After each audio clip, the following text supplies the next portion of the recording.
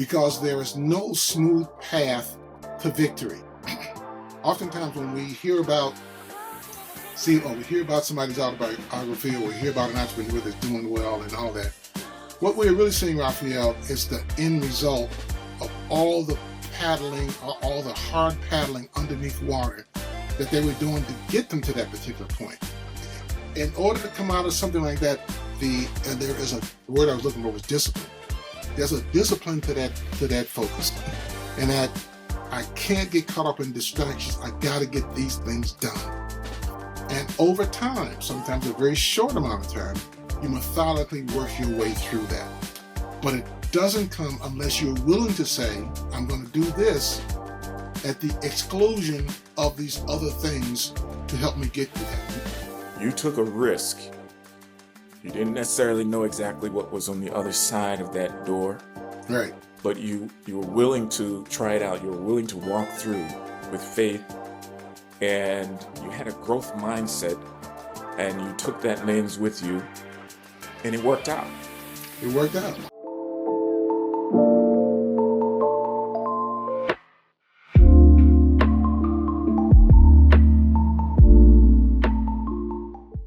Welcome to Premier Insights Podcast.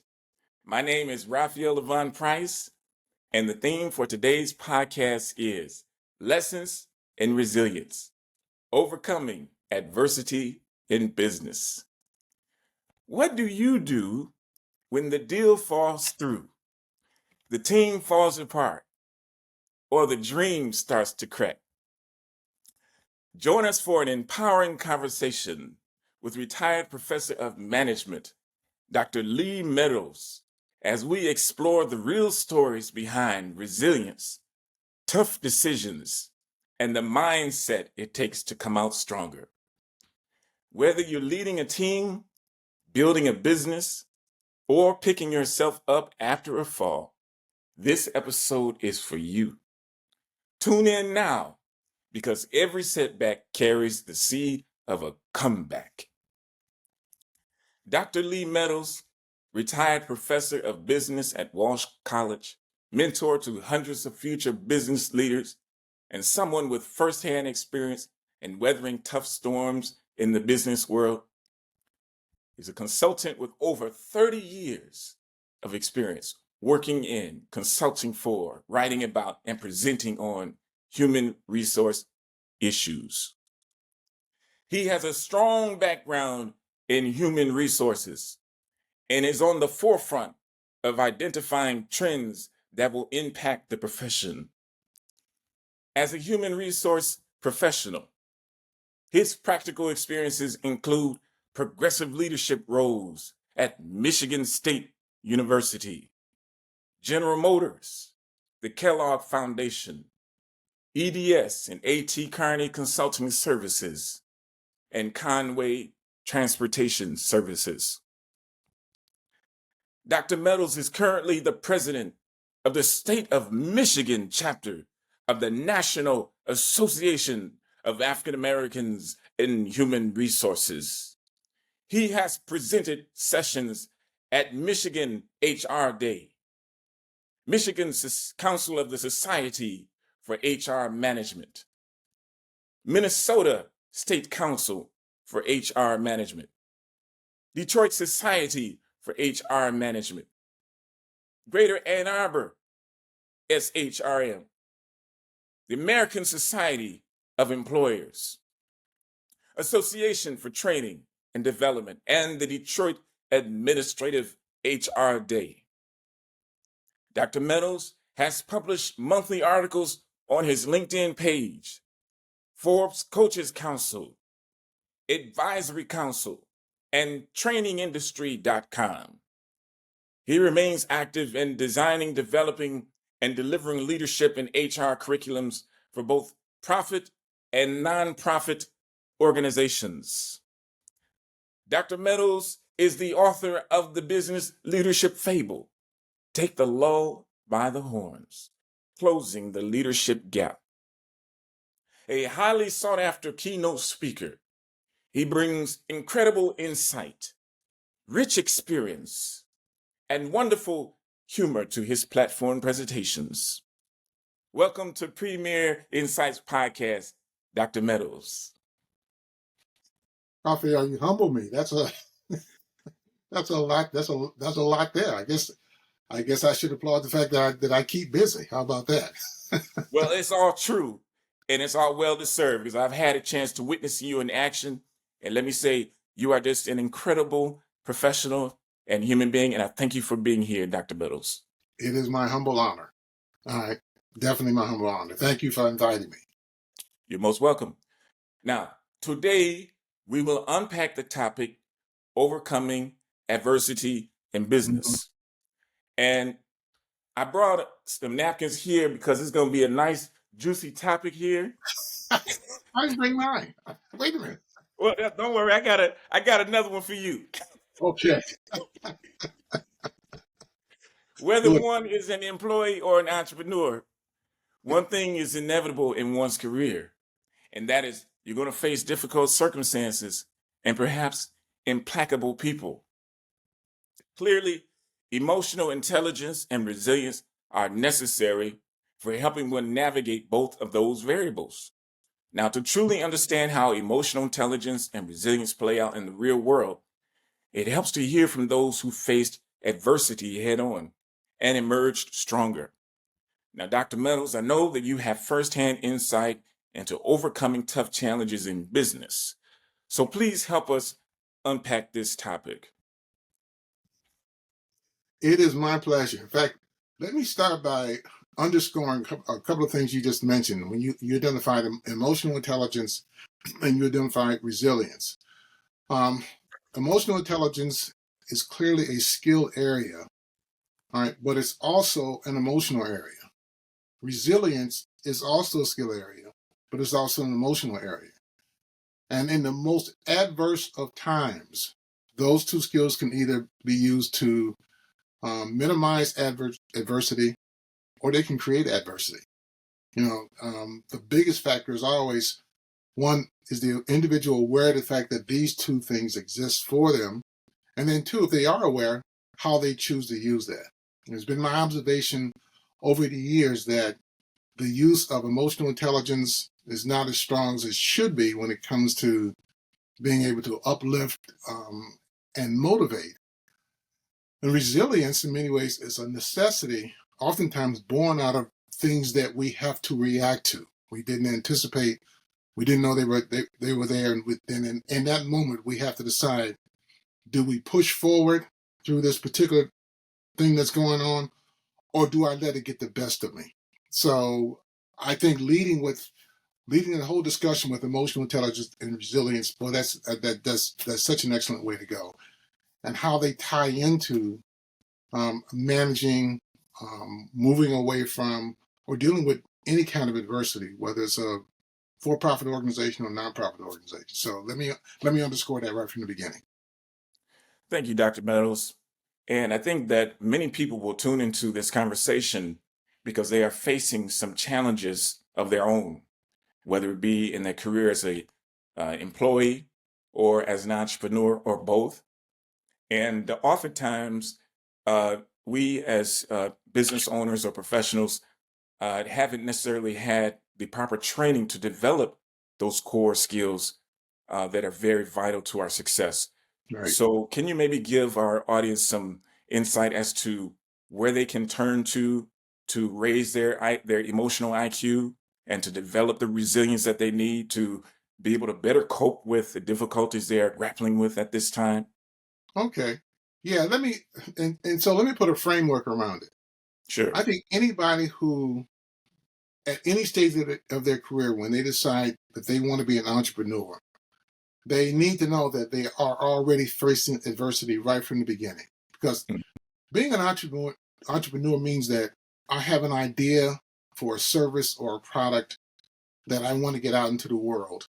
Mm-hmm. And the best way for me to do that is by me being the vehicle that launches this entire thing. Now, the problem with any kind of launch is that it's hard to anticipate the atmosphere that you're about to go into. Mm-hmm. All right. So for individuals who are young entrepreneurs, oftentimes, they don't know about the notion of putting together a business plan, how to think through finances, where to get finances, things like location. Fortunately, there's a lot of businesses that happen online now, so it's having access to the to the internet, having access to the right apps that are going to help you do those kinds of things. But anybody who, and I call it, has the audacity to want to venture out there as an entrepreneur, that is to be applauded. I mean, that says a lot about that person, and it says a lot about the situation in which they find themselves. And if there are any two skills that are going to be essential for being an entrepreneur starting out the gate, it's going to have to be emotional intelligence, and you got to have the ability to be resilient, because there is no smooth path to victory. Oftentimes when we hear about somebody's autobiography, or we hear about an entrepreneur that's doing well and all that, what we're really seeing, Raphael, is the end result of all the paddling, all the hard paddling underneath water that they were doing to get them to that particular point. So we don't see the long nights, we don't see the endless days, we don't see the trying to balance the budget. We don't see the nights where you're only eating macaroni because you got a staff to pay. We don't see all those different kinds of deadlines that they had to address to get to the point where they are a successful entrepreneur. Well, in my mind, that's where all the happening takes place. That's where all the challenges to emotional intelligence, that's where all the challenges to resilience are going to lie. And that is that path that prepares you to be a successful entrepreneur. Because it's rarely seamless, if it's seamless at all. And it has so much unpredictability to it that you spend most of your time just trying to manage those unpredictable factors. And so if there's a blueprint for how do you start out, if there's certain kinds of elements, all right, what is it that I want to do? I got to be clear about that. With whom do I want to share that experience? That's even clearer. Do I just want to share it with family right from the beginning? Do I want to share it with committed friends right from the beginning? Because oftentimes there's some adversity that comes with just doing that. And then having access to the outlet, supply chain outlet, or the online outlet, or access to just getting your product or your service out there in a highly, highly competitive entrepreneurial world. All right. In fact, the world is more entrepreneurial than it is big business. We have more people who are entrepreneurs, who are entrepreneurial businesses, and they're in the millions. Right? Everybody's got a product, everybody's got a service, everybody's got an idea for how they can make a difference in the lives of other people by a product or service that they're going on. So there's a whole bunch of things that have to be thought about. Part of it is you got to have the confidence to jump out there, right? Yes. There are individuals I know who are in an older age category. Their confidence comes from the fact that they realize that they've been successful in established organizational settings, and that for any number of reasons, it's time to leave. They've either had enough, or they're not getting fulfilled, or whatever. So they know they can be successful, so they jump out there. The real challenge is with folks who are a little bit younger, who don't have a lot of those established in the organization experiences. Now, what they have is what I refer to as a blind, naive confidence. Right? They can't think of why they wouldn't be successful. So say, well, of course I'm going to be successful. Why wouldn't I? I'm 28. I've worked 2 places. I have an idea.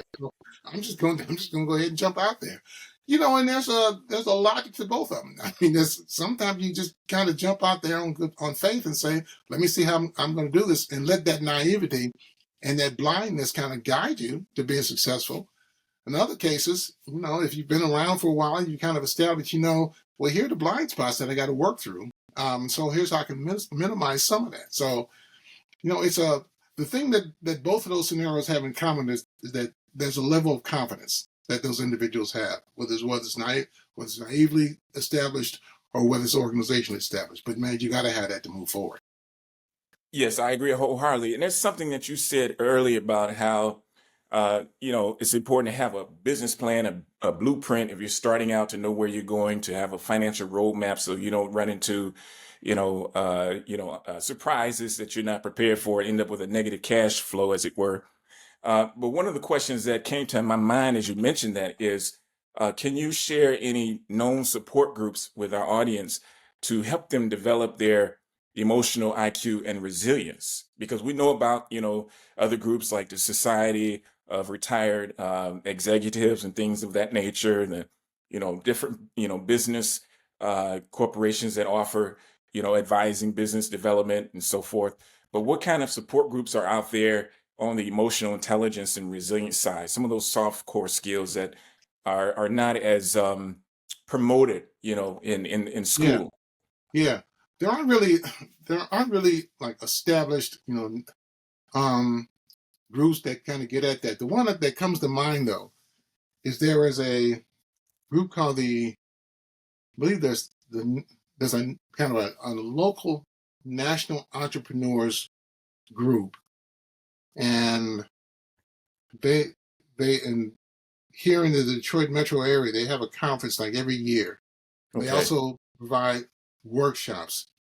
And what I'll do once the name of it and the person who runs that comes to mind because we're doing an interview, I'll text that over to you so you can make it part of this.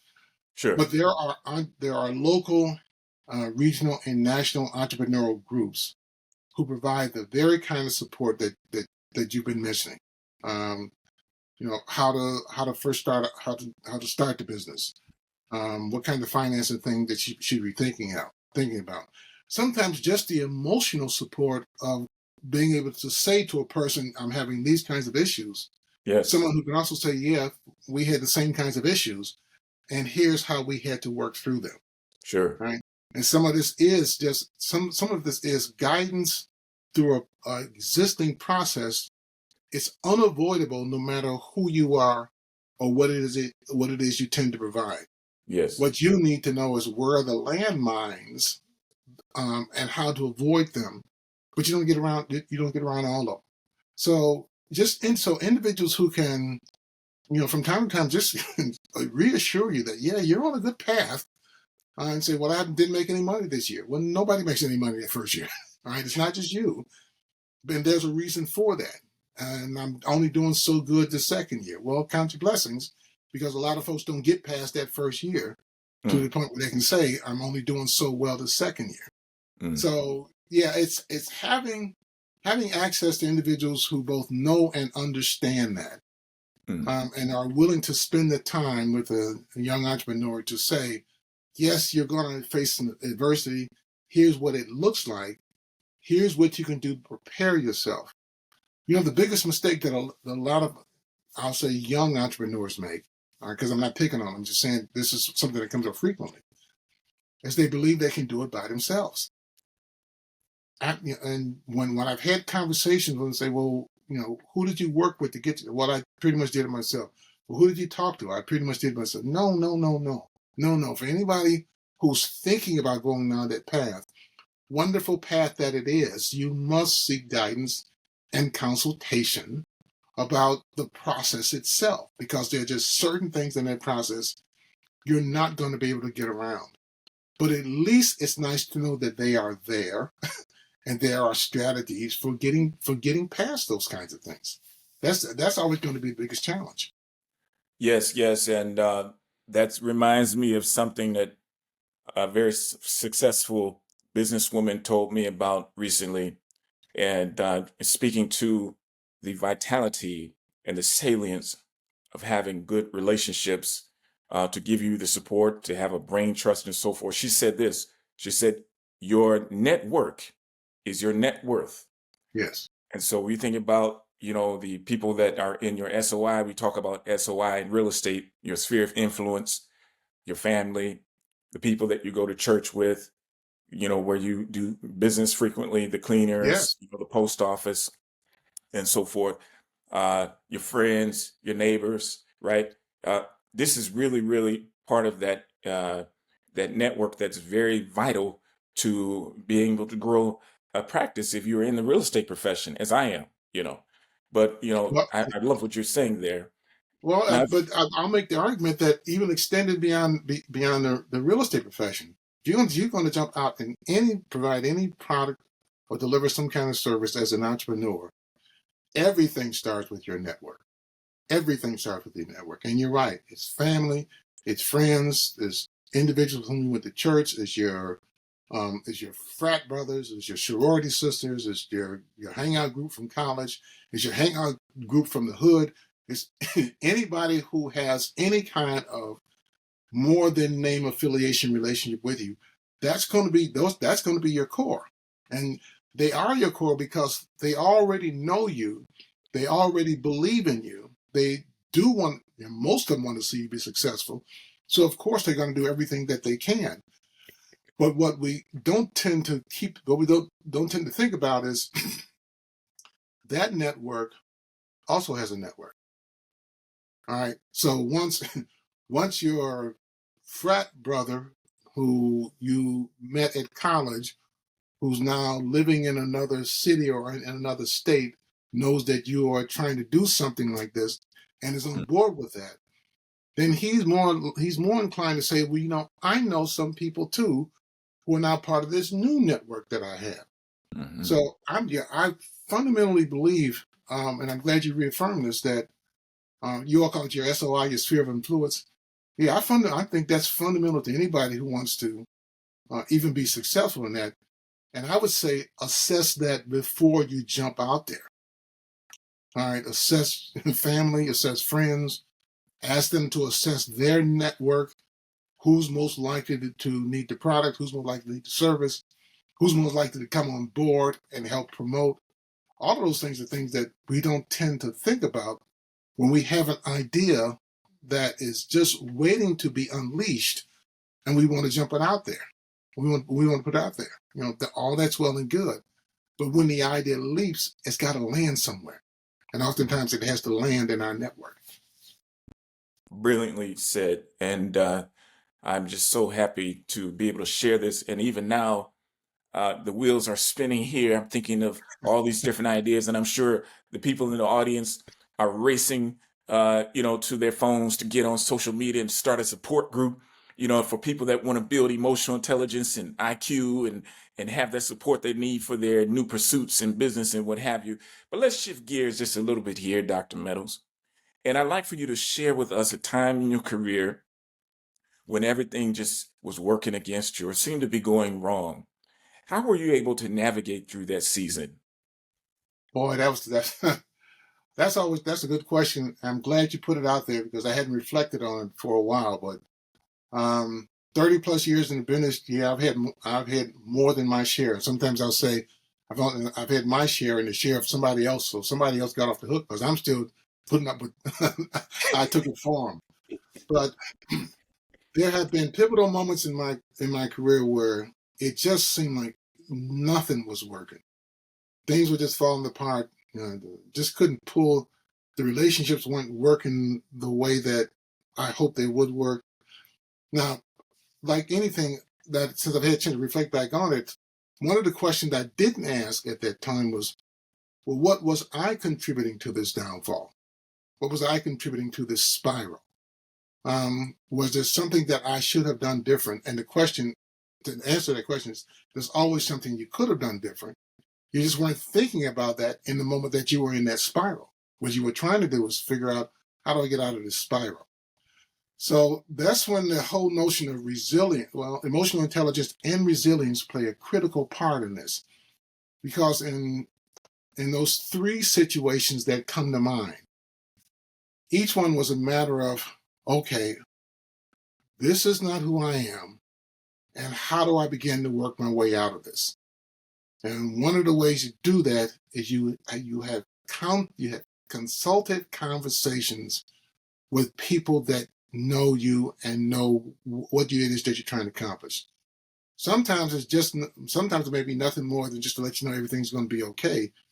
But even within that, there's wisdom in that network of individuals who, in the process of being successful, knowing that you're in a spiral, it's like they ramp it up because they don't like the idea of you being in a spiral. And so anything that they can do to help. So I had to have conversations, tough conversations, with some of my closest friends in that moment, which meant I was revealing that I wasn't doing well. All right, whatever the persona was, I wasn't doing well. This is what was going on. And what was good about that was those individuals, they were always smart enough to go, yeah, Lee, I understand. But they were also wise enough to say, well, let's talk about how all this unfolded for you. What was it that was going on with this person? And what was it that was going on with you that may have triggered all that? What were some things that you thought were going to happen and didn't? And some things that did happen that you didn't think were going to happen. And it's pulling through all of that, getting the right kind of the mindset around it in terms of helpful people. And they got to be people who are willing to help you. And then deciding, okay, what is my goal for coming out of this spiral? It's the goal. I'm going to come out of this spiral and be a successful billionaire at the end of the year. Okay, well, you're going to stay in that spiral. I received it, Dr. Meadows. I received it. The issue is small goals. Small goals. All right. Small goals. So I owe ... in terms of bills. Let me get myself structured to pay off those bills. Once those bills are paid off, then what's the next goal? Then maybe the next goal becomes one of, maybe I need to start rethinking my career focus. So how do I want to do that? Am I doing what I want to do? Was this just a bad scenario that I fell into for the wrong reasons? All right. So will I do the same thing again in another scenario similar to that? Those become the tough questions. Those become the mini goals that allow you to move past that downward spiral into a plateau and then onto a platform where you can start to perform a lot better now. But a lot of it is owning up to the fact that not every scenario was meant to be positively beneficial. Sometimes they're negatively beneficial. I've always told folks, sometimes you end up doing something, you realize, I don't want to do this for the rest of my life. Well, that's a good decision. All right, because it's better you know that now than 40 years from now when you get mad and you're drinking and you're having problems, because 40 years ago you didn't make a decision. You knew you didn't like it 40 years ago, but you stayed with it, but for X number of reasons, and so it manifests itself in other kinds of things.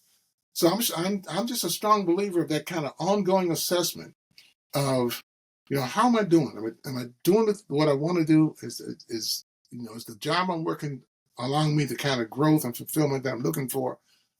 What's next? What's next beyond the rainbow of things that I'm looking at?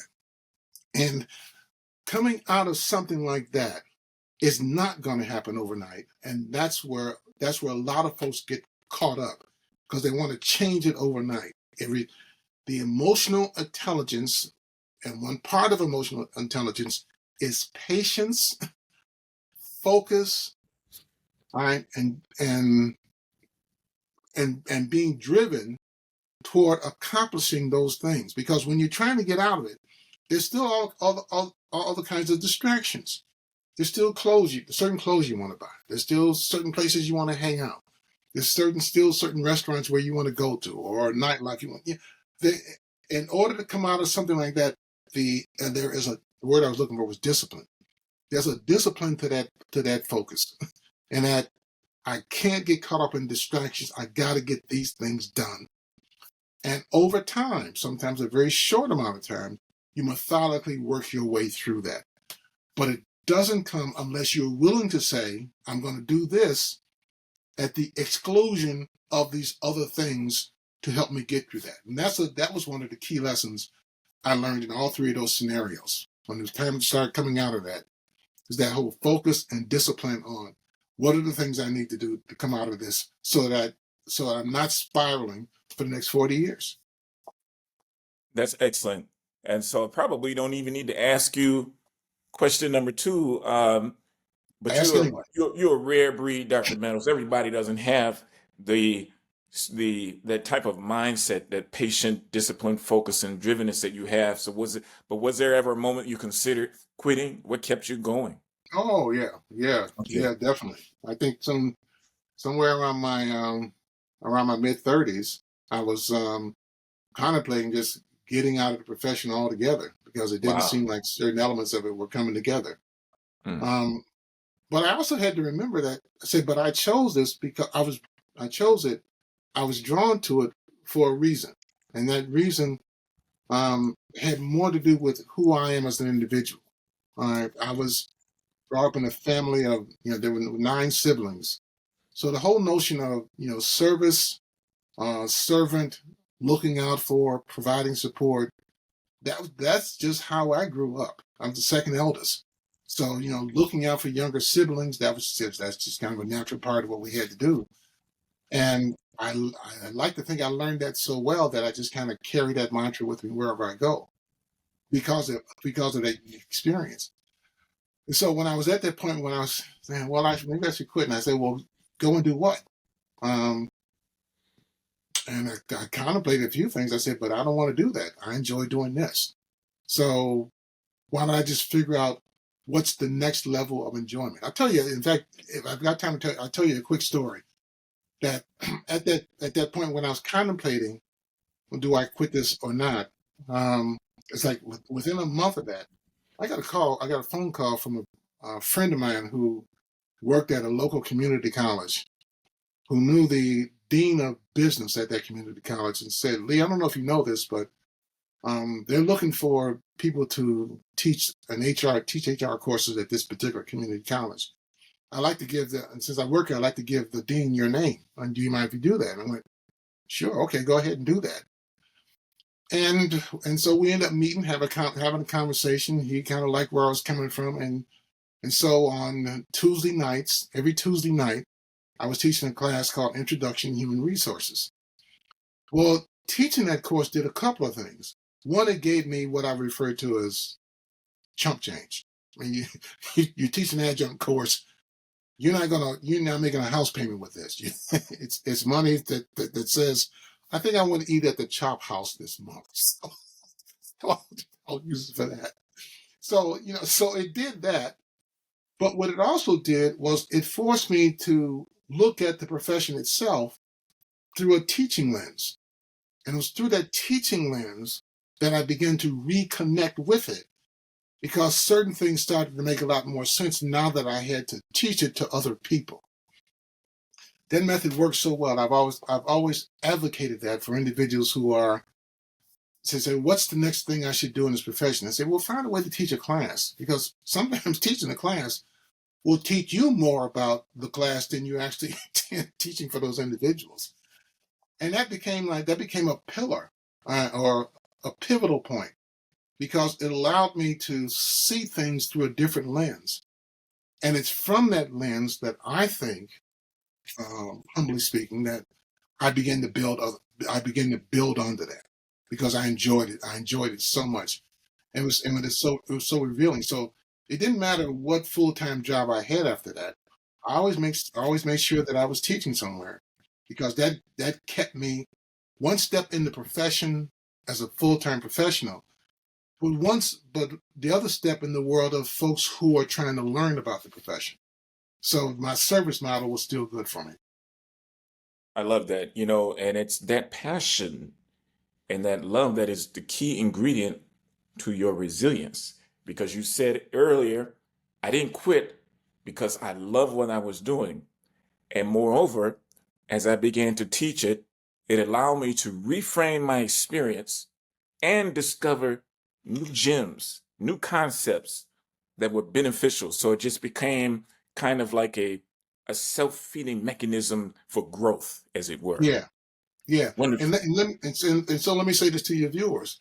And it doesn't mean you have to be a classroom teacher to do that. You can volunteer to have talks with middle schoolers. You can volunteer and do presentations at senior centers. Mm. Churches are always looking for individuals to do something for free, but anything that forces you to think about it from a different perspective, to give you a different lens, that's always helpful to you as a professional. And I would continue to advocate that. Right, the mere fact that you are doing this, this particular podcast, and you're working in real estate. Well, working in real estate, yeah, you're going to encounter a lot of different people for a lot of different reasons. But the podcast forces you to listen to individuals, right, who know something that you might not know. So it's like A whole lot what of things we that I do. don't know. That's what I love about it. Well, that's the beauty of it. So we get it. So we as guests, we get to broaden your lens. That's You know, right. That's right. so at any point in time, you go, I hadn't thought about it like that. Man, then to me, that's the beginning of wisdom. You go, wow, I hadn't thought about it like that.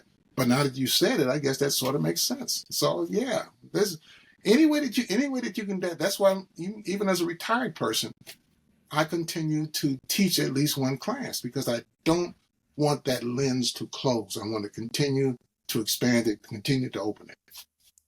That is very, very beautifully said and very insightful. And I must ask you, because I know that you have faced this at some point in your career. The last person I interviewed said that a recipe for failure is trying to make everybody happy. So my Yeah. next question is, how did you handle criticism, rejection, or being underestimated, especially early in your career?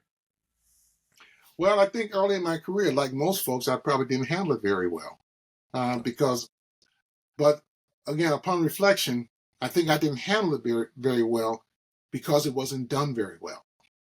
All right. So when folks are giving criticism, it's one thing to say, you know what, you did horrible on that, or you're just so stupid, or God, can't you begin to can't you figure this out on your own? What I got to tell you to do everything. That's one form of feedback. It's one form of criticism, but it's not very inspiring. It's hardly motivating, and it doesn't deepen the relationship with an individual. So early in my career, when I had that kind of criticism, I didn't understand the importance of resilience and the importance of being able to say, I need you to be more specific because that doesn't help. Well, individuals don't know how to be specific around those kinds of things. What they know how to do is become emotional.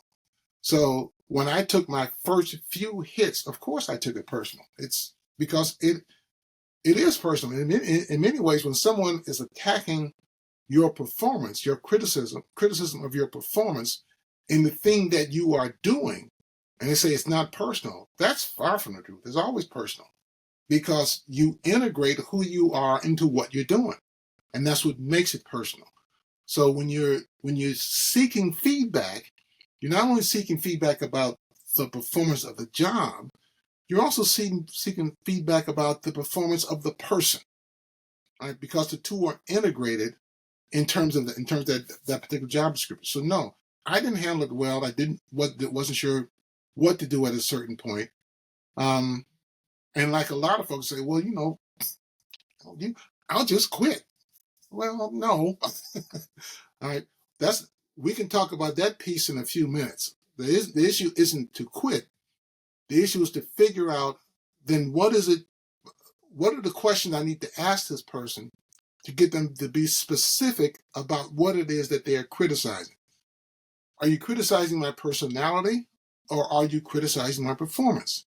Are you giving me feedback on how to improve my performance? Or are you giving me feedback in terms of how to be a better person? Well, I can't change my personality. So it's got to be very performance based. You don't know those things early in your career when you're going after feedback, when you're responding to criticism, and when you're trying to figure out what all that means so that you can become better at it. And even to this day, it's my experience that most people still don't know how to give what I call constructive criticism. What they know how to give is criticism. Well, in a world where people are just assume quit the job and get another one, that's just not the way you approach things anymore. Right? Sure. It may have worked. It may have worked in some bygone era, but it doesn't get folks very good now. So I had to get old enough to figure out what is feedback and criticism really supposed to do. And again, if I can I'll tie this back to that first class that I taught, because one of the topics in that was how to get feedback, how to respond to criticism, how HR works with all that. And it was within that lens that I began to realize, well, I'm the one who's supposed to ask the questions. Right? It's not a question of a person saying, well, you did this, you did that. Okay, that's fine. But in those areas where I didn't do well, there's specific questions I'm supposed to ask of that person, and he or she is supposed to provide it. Right? If I ask a question that they can't answer, then that means they weren't paying attention. And they can be no help to me in terms of my performance. Or they have a standard answer, oh, I don't know, just do better. Well, do better what? Do better sharpening pencils, do better I mean, what are you talking about? So it's learning the specifics of how to hear it, ask the appropriate questions, the specific questions to get at what this person is trying to tell you, and then agreeing that that's where you want to go in terms of being able to build it. Because no, I don't think people job hop frequently because they just want to job hop. A lot of times it's that they're just not getting what they need at that job. And this is the time when folks are asking the question, can you help me be better at what I do? If the answer is no, I can't, then why am I even working here? Right? In fact, why am I even having a conversation with you if you can't help me be better at what it is I'm trying to do? So yeah, and that was a tough road, but again, I think having that alternate lens helped me to see and understand, okay, this is how you need to approach this stuff going forward. And since That's that time, yeah, that's pretty much what I do. And it works pretty well. It's that's not awesome. flawless, but it works pretty well. Yes. And, so kind of part of what I'm hearing, I believe, is that a supervisor's inability to give constructive feedback actually says more about the culture of that organization than it does about you as a professional. Absolutely. And and if you can keep that in mind when you're receiving feedback that may be uh, less than satisfying and Yeah. less than empowering, as it were, then you can bounce back from it more quickly and you can reframe it and you can move forward and decide what would be the best course of action for you. Yeah. And then keep in mind the relationship with the person who's providing the feedback, that's critical. Um, and and so relationship building for supervisors and their team is important to how feedback is received.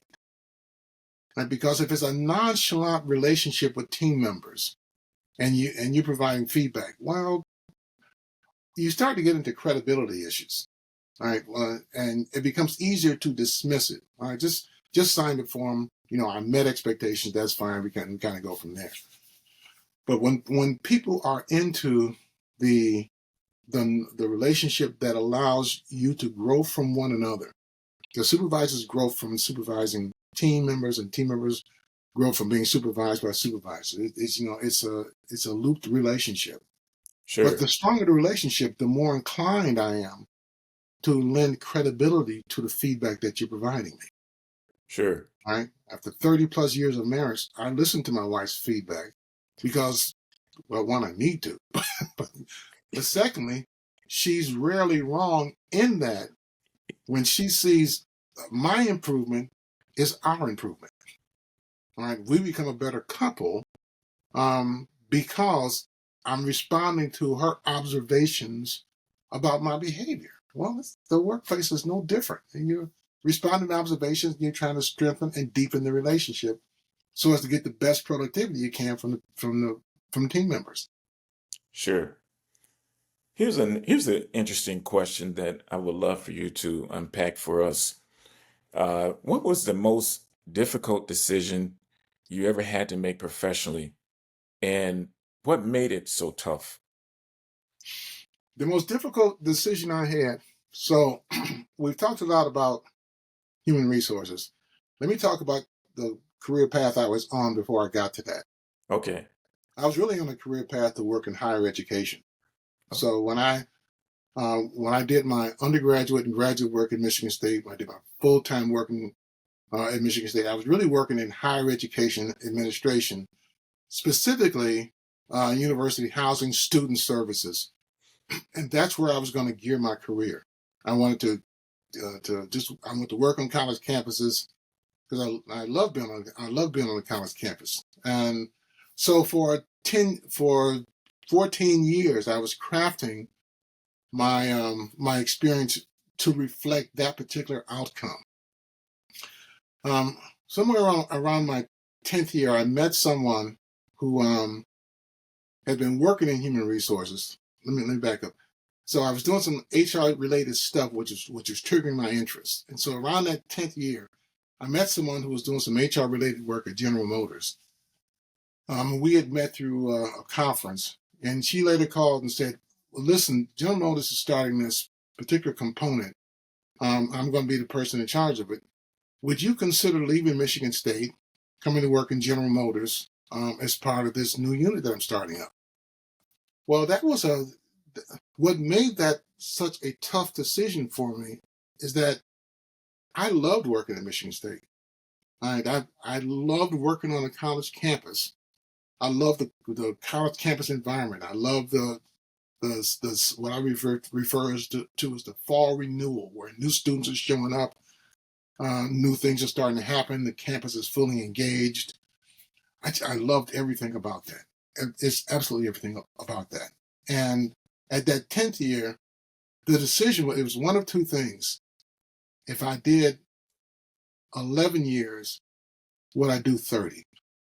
Or is this the time to go out and test the waters to see what else is out there in the world that could be done? And I labored over that because I had this one area that was known, all right, higher education. I would have found success in that. There's absolutely no doubt about that because of just general love for it. But there was also this uncharted area that I hadn't seen in a long time. The closest I'd seen was summers when I worked in the plant on the assembly line. And I had to believe that this opportunity was being offered to me for a reason. So it took a while to figure it out. She was very patient with me, and I finally said, okay, if I'm going to find out what's going on, I got to go out there and see it for myself. So I made the decision to leave Michigan State to come to work for General Motors, which essentially meant I was on the road for like 3 years. I saw so much about General Motors. General Motors had plants and locations that I didn't even know existed. I mean, back then we actually had to take out a map and find it. But for the 4 years that I did that, Raphael, I wouldn't trade it for anything because it absolutely exploded my world. And exploded my role in training and development, exploded my role in human resources, gave me access to a completely different network of folks that I didn't know existed. And it sharpened my skills in areas that I didn't even believe were possible. And so between that Michigan State experience and then that GM experience, it's like, wow, the world just kind of opened up. So I labored over it. It was a tough one. I've still managed to stay close to college campuses as part of that experience. Mm. But I tell you that jumping out and doing that at that time of my career, absolutely essential. I think a lot of it contributes to the person that you're seeing right now because it's like, dare I? And the answer is, yeah, I dare. And I did. So what I hear you saying is you took a risk. You didn't necessarily know exactly what was on the other side of that door. Right. But you were willing to try it out. You were willing to walk through with faith, and you had a growth mindset, and you took that lens with you, and it worked out. It worked out. Have there been bumps? You better believe it. Right. That's the adversity. There have been bumps. Yes. Sometimes landmines have exploded. But that's the resilience. So yeah, I went from what I even to this day consider a very happy, wonderful experience at Michigan State. I still love it to this day. And to me, that was a known. It's like, why do you give up something that you know to jump off into something that you don't know? Mm. But I felt like this was being brought to me for a reason, so I need to pursue it. Absolutely, absolutely. So what advice would you give to someone right now who is where you were when you decided to make a change. Because initially, I was going to frame the question like this: what advice would you give to someone facing a professional setback or business failure? But let's flip it around and say, what if somebody has an opportunity to go from something that's been comfortable for the last 2 decades or even less than that, Hmm. and to some unfamiliar territory? What advice would you give that person? Um, do what I refer to as the 4-quadrant merit assessment, and those four quadrants consist of do you, one, assess your skills. What is that you know that you do and that you do well? Two, look at what is known as qualifications. All right, what are you qualified to do? Um, you also want to look at what, but you also want to see what's been the seamless weave to your third area, the experiences, because experiences teach you everything, not just the formal experiences, which that's what gets marketed, but the informal ones as well. And then look at your level of education. So kind of put each one in a quadrant, and then assess each one. What am I skilled at doing? What am I qualified to do? How much education do I have? And that includes certifications too. All right, what have been my experiences, both formal and informal? And look at that visual and ask yourself, what is it telling you? Is it telling you to stay the course? Or is it saying to you, you have room to do other kinds of things? You just have to decide what you want those other things to do. Now, in my case, somebody brought an opportunity to me and said, here's something that I think you would be good at based on their assessment of me. And we did that. But you can also turn that around and go, based on what I'm seeing, I think is leading me down to this path. So let me go explore that path. The beauty about the world we operate in now, Raphael, is that there's so much information about things that you may want to pursue, whereas we didn't have as much information before. Even for people who want to do a career pivot. I know a guy who worked as a welder in a small parts plant in Ohio, and he did that for 25 years until the plant shut down. Now you say, what does a person who's been a welder in a small parts plant do after something like that happens? Well, he looked at his skill set and the way he thought about things and said, I want to be a nurse.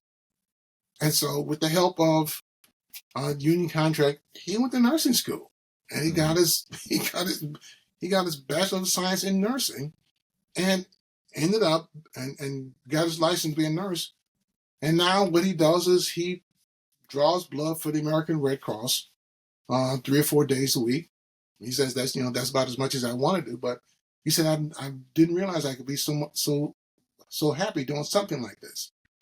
Well, you ask yourself, how does the person get from being a welder to being a nurse? We know there is no seamless path to that. It's the assessment of who you are as a person. What have you done? And then what are those things saying to you? Sometimes that visual is what creates a visual moment. You go, oh, aha, I think that's what I want to do. Or, here's the other thing that's happened to a few of my friends. It reaffirmed in their minds something that they knew 20 years ago.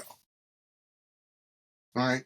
And by that I mean when they started their career, they knew they wanted to do such and such a thing, but they didn't do it because another job came along that paid them better.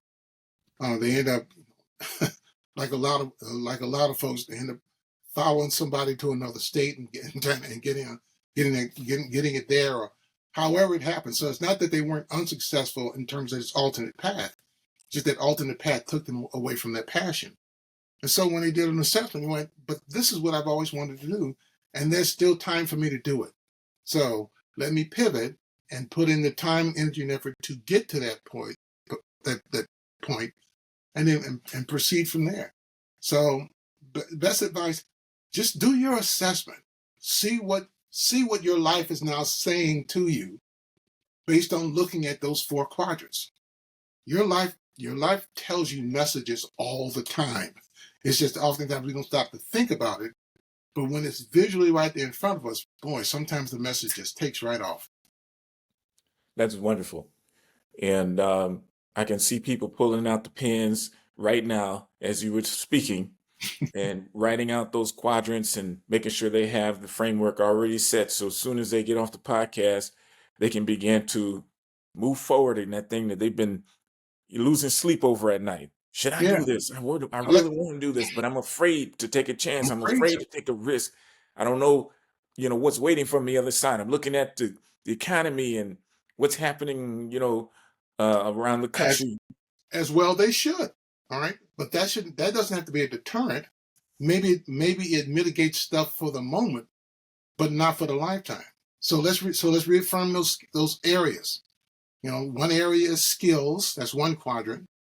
The other area is qualifications, that's the other quadrant. The other quadrant is education, and then the fourth one is experiences.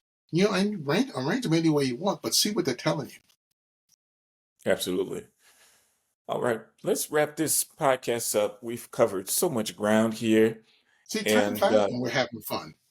yes, yeah, we having fun. We are absolutely, and because you have this wonderful expertise in higher education, and I really admire you for that.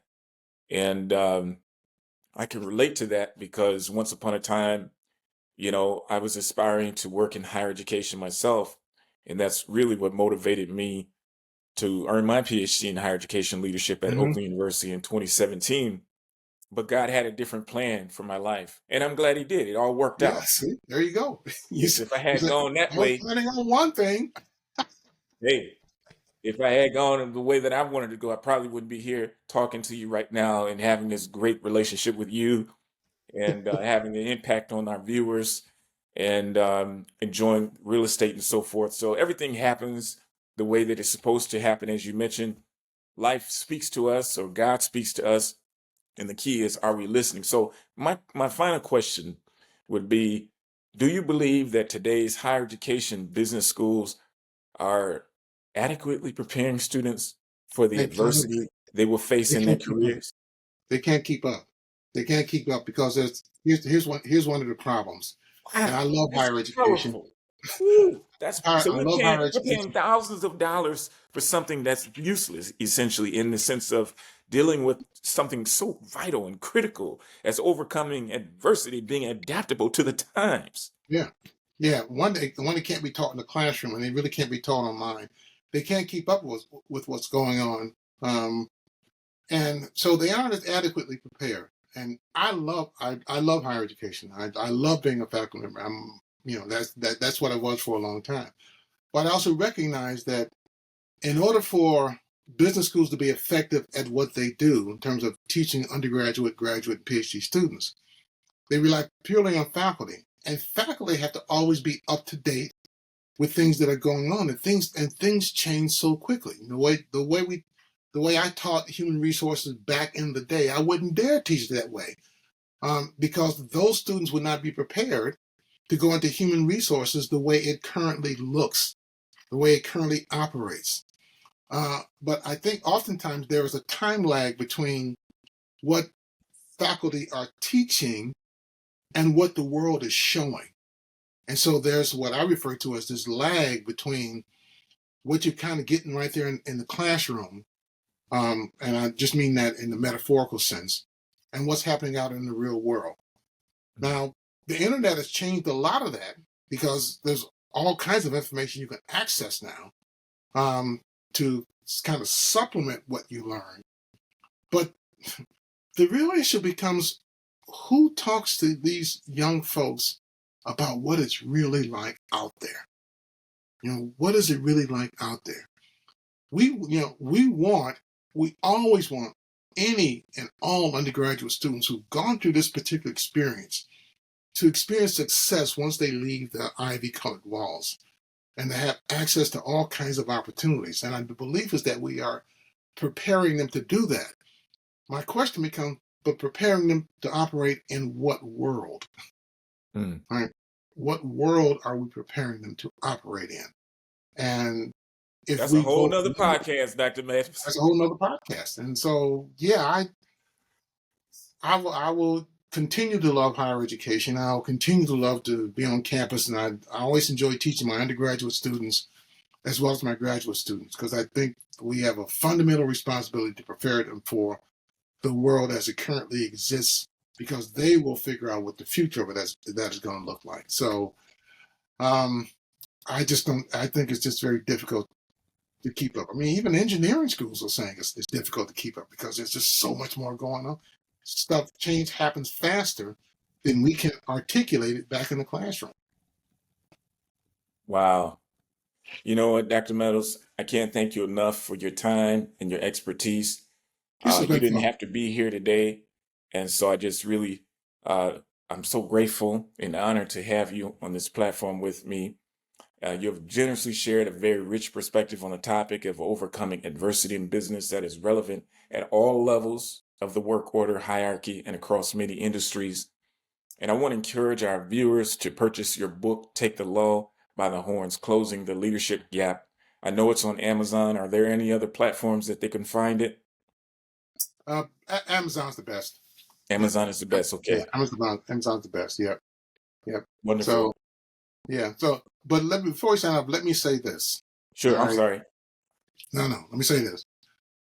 This kind of work that you're doing, and that you're taking advantage of the broader media opportunities to get the word out. That is commendable. It's absolutely commendable, because we know that people they exist beyond TV, and that in a world that's media rich with so many diverse opinions about this and that, and da and all that, so much other stupid stuff that's going on. There needs to always be a seamless voice that embodies the notion of growth and going forward. And I commend you for doing this kind of a podcast, for bringing on individuals who can share a perspective for your viewers. And I'm hoping your viewers will take advantage of every guest that you bring on in terms of getting information and using it to better themselves within their career and themselves as a person. So thank you for taking the risk to do this. You're welcome. You're welcome. And I'm very, very happy to hear those kind words coming from such a luminary in the business world as you. And we're going to have to do episode number 2 with you, If Dr. Meadows. What viewers want world? it, we'll do it. If they want it, Yeah, we'll do it. yes, we have to. What world, are today's business schools preparing students for tomorrow? We have many students that tune in looking for career guidance and advice. And so this will be a perfect platform to be able to reach them. I want to encourage our viewers to subscribe to our YouTube channel, drop a comment in the chat. Let us know how you have benefited from this conversation. Thank you, everyone, for tuning in to this episode of Premier Insight Podcast. I am Raphael LaVon Price, and as always, I pray God's richest blessings upon you in this life and in the one to come. See you next time. Take care.